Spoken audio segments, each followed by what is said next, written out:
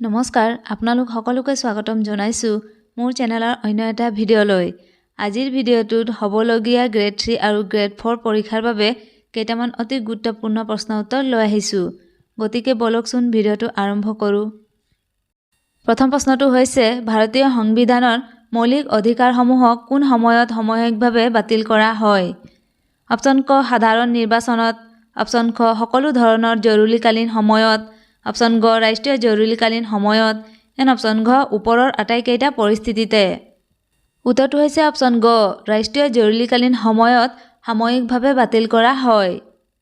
2 number প্ৰশ্নটো হৈছে ভাৰতৰ সংবিধানখন কাৰ দ্বাৰা গ্ৰহণ কৰা হৈছে? অপচন ক সংবিধান সভাত, অপচন খ ব্ৰিটিছ সংসদ, অপচন গ গভৰ্ণৰ জেনেৰেল, এন অপচন ঘ ভাৰতৰ সংসদ। উত্তৰটো হৈছে অপচন ক সংবিধান সভাৰ দ্বাৰা গ্ৰহণ কৰা হৈছে। 3 নম্বৰ প্ৰশ্নটো হৈছে ভাৰতীয় সংবিধানে যুক্তৰাজ্যৰ ধাৰণাটো কোনখন দেশৰ সংবিধানৰ পৰা অনুকৰণ কৰিছে? অপচন ক আমেৰিকা যুক্তৰাষ্ট্ৰৰ, অপচন খ কানাডা, অপচন গ আয়াৰলেণ্ড, এন অপচন ঘ ব্ৰিটিছ যুক্তৰাষ্ট্ৰৰ। উত্তৰটো হৈছে অপচন খ কানাডা দেশৰ সংবিধানৰ পৰা অনুকৰণ কৰিছে। 4 নম্বৰ প্ৰশ্নটো হৈছে কোনো কাৰখানা বা খনিত নিযুক্তি প্ৰদানৰ অনুমতিযোগ্য ন্যূনতম বয়স কিমান? অপচন ক 14 বছৰ, অপচন খ 12 বছৰ, অপচন গ 16 বছৰ, এন অপচন ঘ 18 বছৰ। শুদ্ধ উত্তৰটো হৈছে অপচন ক 14 বছৰ। 5 নম্বৰ প্ৰশ্নটো হৈছে কোনখন ৰাজ্যৰ বিপৰীতে সংৰক্ষিত সংসদীয় আসনৰ শতাংশ সৰ্বাধিক? অপচন ক উৰিষ্যাৰ, অপচন খ মধ্যপ্ৰদেশৰ, অপচন গ বিহাৰৰ, এন অপচন ঘ উত্তৰ প্ৰদেশৰ। উত্তৰটো হৈছে অপচন ঘ উত্তৰ প্ৰদেশ ৰাজ্যৰ বিপৰীতে সংৰক্ষিত সংসদীয় আসনৰ শতাংশ সৰ্বাধিক। 6 নম্বৰ প্ৰশ্নটো হৈছে ৰাজ্যসভাৰ সদস্যসকল কোনটো দ্বাৰা নিৰ্বাচিত হয়? অপচন ক ক্ৰমবৰ্ধনশীল ভোটৰ দ্বাৰা, অপচন খ একক স্থানান্তৰ যোগ্য ভোটৰ দ্বাৰা, অপচন গ একক স্থানান্তৰ অযোগ্য ভোটৰ দ্বাৰা, এন অপচন ঘ ওপৰৰ এটাও নহয়। উত্তৰটো হৈছে অপচন গ একক স্থানান্তৰ অযোগ্য ভোটৰ দ্বাৰা নিৰ্বাচিত হয়। 7 নম্বৰ প্ৰশ্নটো হৈছে ৰাজ্যসভাৰ সদস্য হিচাপে নিৰ্বাচিত হ'বলৈ ন্যূনতম বয়স কিমান হোৱা উচিত? অপচন ক 35 বছৰ, অপচন খ 25 বছৰ, অপচন গ 30 বছৰ, এন অপচন ঘ 40 বছৰ। উত্তৰটো হৈছে অপচন গ 30 বছৰ বয়স হোৱাটো উচিত। 8 নম্বৰ প্ৰশ্নটো হৈছে ৰাজ্যসভাৰ কাৰ্যকাল কিমান? অপচন ক 2 বছৰ, অপচন খ 6 বছৰ, অপচন গ 7 বছৰ, এন অপচন ঘ স্থায়ী। শুদ্ধ উত্তৰটো হৈছে অপচন ঘ স্থায়ী। 9 নম্বৰ প্ৰশ্নটো হৈছে কোনজনে নিৰ্দিষ্ট বিধায়ক এখন বিত্ত বিধায়ক হয় নে নহয় সেয়া সিদ্ধান্ত লয়? অপচন ক ৰাষ্ট্ৰপতিয়ে, অপচন খ লোকসভাৰ অধ্যক্ষই, অপচন গ ৰাজ্যসভাৰ অধ্যক্ষ, এন অপচন ঘ বিত্তমন্ত্ৰী। উত্তৰটো হৈছে অপচন খ লোকসভাৰ অধ্যক্ষয়ে বিধায়ক এখন বিত্ত বিধায়ক হয় নে নহয় সেয়া সিদ্ধান্ত লয়। 10 নম্বৰ প্ৰশ্নটো হৈছে ভাৰতৰ সংবিধান মতে সৰ্বোচ্চ আৰু অন্তিম ন্যায়পালিকা কোনটো? অপচন ক সংসদ, অপচন খ উচ্চতম ন্যায়ালয়, অপচন গ কেন্দ্ৰীয় কেবিনেট, এন অপচন ঘ ৰাষ্ট্ৰপতি। উত্তৰটো হৈছে অপচন খ উচ্চতম ন্যায়ালয়ে ভাৰতৰ সংবিধানৰ মতে সৰ্বোচ্চ আৰু অন্তিম ন্যায়পালিকা। 11 নম্বৰ প্ৰশ্নটো হৈছে কোনটো লেখ মৌলিক অধিকাৰ বলবৎ কৰাৰ বাবে জাৰি কৰিব পাৰি? অপচন ক বন্দী প্ৰত্যক্ষীকৰণ, অপচন খ পৰমাদেশ, অপচন গ প্ৰতিৰোধ, এন অপচন ঘ উৎপ্ৰেক্ষণ।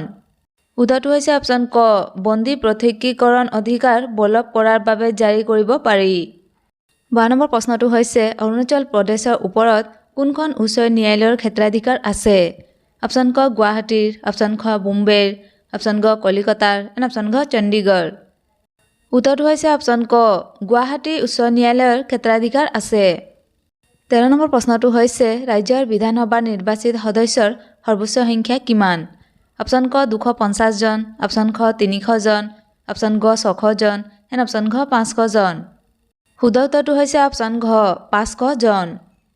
14 নম্বৰ প্ৰশ্নটো হৈছে সংবিধানৰ অধীনত অৱশিষ্ট ক্ষমতা কিহৰ ওপৰত ন্যস্ত থাকে? অপচন ক ৰাষ্ট্ৰপতিৰ, অপচন খ উচ্চ ন্যায়ালয়ৰ, অপচন গ কেন্দ্ৰীয় চৰকাৰৰ, এন অপচন ঘ ৰাজ্য চৰকাৰৰ। উত্তৰটো হৈছে অপচন গ কেন্দ্ৰীয় চৰকাৰৰ ওপৰত ন্যস্ত থাকে। 15 নম্বৰ প্ৰশ্নটো হৈছে কোনখন ৰাজ্যৰ চৰকাৰী ভাষা ইংৰাজী? অপচন ক মণিপুৰৰ, অপচন খ নাগালেণ্ডৰ, অপচন গ কৰ্ণাটকৰ, এন অপচন ঘ অন্ধ্ৰ প্ৰদেশৰ। উত্তৰটো হৈছে অপচন খ নাগালেণ্ড ৰাজ্যৰ চৰকাৰী ভাষা ইংৰাজী। 16 নম্বৰ প্ৰশ্নটো হৈছে ভাৰতৰ মুখ্য নিৰ্বাচনী আয়ুক্তক কোনে নিযুক্তি প্ৰদান কৰে? অপশ্যন ক ৰাষ্ট্ৰপতিয়ে, অপশ্যন খ প্ৰধানমন্ত্ৰীয়ে, অপশ্যন গ সংসদে, এণ্ড অপশ্যন ঘ ভাৰতৰ মুখ্য ন্যায়াধীশে। উত্তৰটো হৈছে অপশ্যন ক ৰাষ্ট্ৰপতিয়ে ভাৰতৰ মুখ্য নিৰ্বাচনী আয়ুক্তক নিযুক্তি প্ৰদান কৰে। 17 নম্বৰ প্ৰশ্নটো হৈছে পঞ্চায়তী ৰাজ অনুষ্ঠানৰ সৰ্বোচ্চ আয়ৰ উৎস কি? অপশ্যন ক স্থানীয় কৰ, অপশ্যন খ আঞ্চলিক নিধি, অপশ্যন গ চৰকাৰী অনুদান, এণ্ড অপশ্যন ঘ কেন্দ্ৰীয় চৰকাৰৰ ৰাজহত অংশীদাৰিত্ব। উত্তৰটো হৈছে অপশ্যন গ চৰকাৰী অনুদান পঞ্চায়তী ৰাজ অনুষ্ঠানৰ সৰ্বোচ্চ আয়ৰ উৎস। 18 নম্বৰ প্ৰশ্নটো হৈছে সংবিধান সভাত কাৰ দ্বাৰা উদ্দেশ্য প্ৰস্তাৱ উত্থাপিত হৈছিল? অপশ্যন ক ডক্টৰ বি.আৰ. আম্বেদকাৰ, অপশ্যন খ ডক্টৰ এছ. ৰাধাকৃষ্ণ, অপশ্যন গ জৱাহৰলাল নেহেৰু, এণ্ড অপশ্যন ঘ ডক্টৰ ৰাজেন্দ্ৰ প্ৰসাদ। উত্তৰটো হৈছে অপশ্যন গ জৱাহৰলাল নেহেৰুৰ দ্বাৰা উদ্দেশ্য প্ৰস্তাৱ উত্থাপিত হৈছিল। 19 নম্বৰ প্ৰশ্নটো হৈছে সংবিধান সভাই ভাৰতৰ সংবিধানখন ৰূপায়ণ কৰিবৰ বাবে কেইখন কমিটি গঠন কৰিছিল? অপশ্যন ক 13খন, অপশ্যন খ 7খন, অপশ্যন গ 9খন, এণ্ড অপশ্যন ঘ 17খন। শুদ্ধ উত্তৰটো হৈছে অপশ্যন ক 13খন কমিটি গঠন কৰিছিল। 20 নম্বৰ প্ৰশ্নটো হৈছে সংবিধান সভাত ইয়াৰ অধ্যক্ষ সম্বন্ধিতে সৰ্বমুঠ কিমানজন সদস্য আছিল? অপশ্যন ক 7জন, অপশ্যন খ 3জন, অপশ্যন গ 5জন, এণ্ড অপশ্যন ঘ 9জন।